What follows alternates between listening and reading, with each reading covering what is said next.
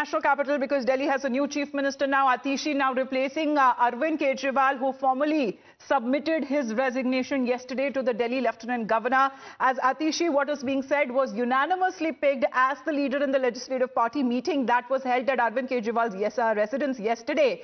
And Kejriwal, by his own admission, is only demitting CM's office as he wants to appear in the People's Court and win the Imandari Ka certificate. Now, as per the Aam Aadmi Party convener, he wants a certificate of Imandari or honesty from the people of Delhi before he can become the Chief Minister again. And this was apparent in his successor Atishi's remarks, where she said that her only goal to serve as the Chief Minister for the remainder of the term is to see Arvind Kejriwal become Chief Minister again.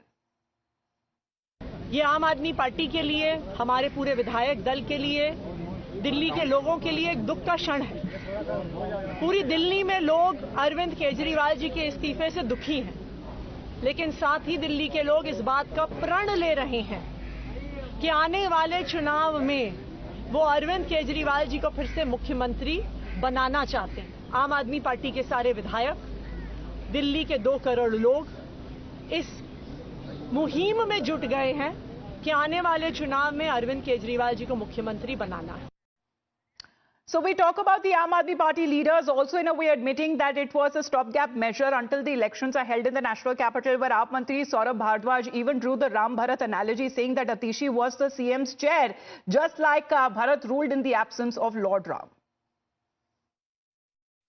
जनता ने अरविंद केजरीवाल को चुना है।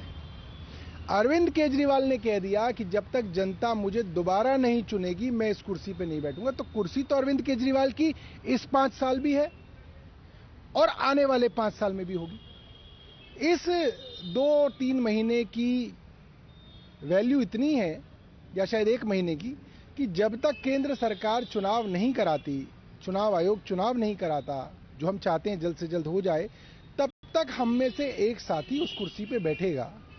ऐसे बैठेगा जैसे भरत भगवान राम के सिंहासन पे खुद ना बैठ के उनकी खड़ाव रख के जो है शासन चलाते थे, ऐसा है।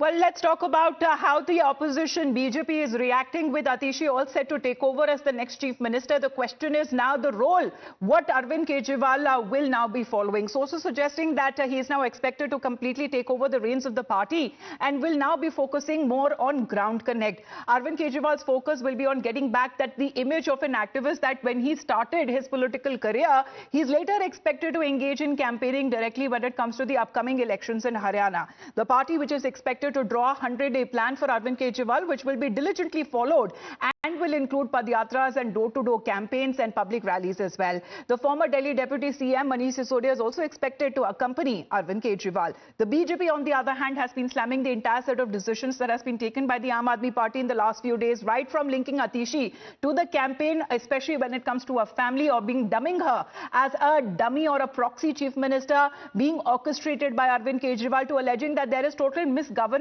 a constitutional crisis in the national capital. The BJP, meanwhile, has torn into the Aam Aadmi Party.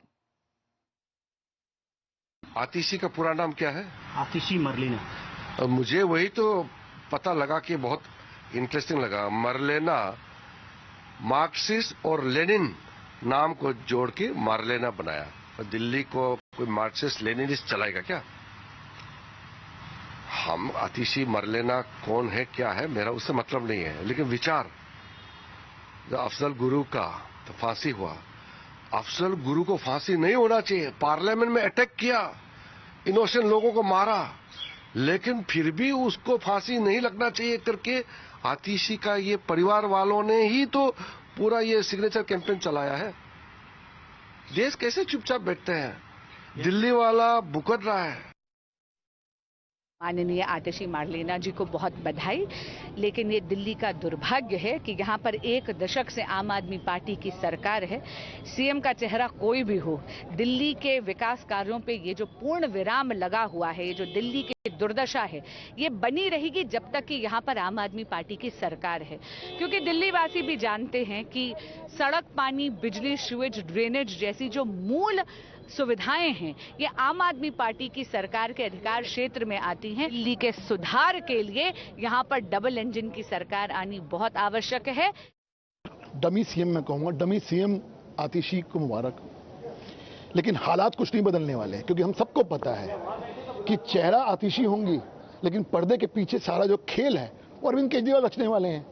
Delhi की सबसे भ्रष्टम सरकार ये है पूरे हिंदुस्तान के अंदर, और जिसको भ्रष्टाचार का खून लग चुका हो ना, वो भ्रष्टाचार से दूर नहीं हो सकते हैं। इसलिए मेरा मानना ये है भ्रष्टाचार चरम पे रहने वाला है। आप विकास कार्य दिल्ली के अंदर ठप है, और जो अरविंद केजरीवाल के लोग कह रहे हैं कि ये ईमानदार मुख्यमंत्री बनेंगी, उनके ऊपर तो शिक्षा घोटाले का आरोप लगा हुआ है, सीवी की जांच चल रही है, लोकायुक्त में केस चल रहा है।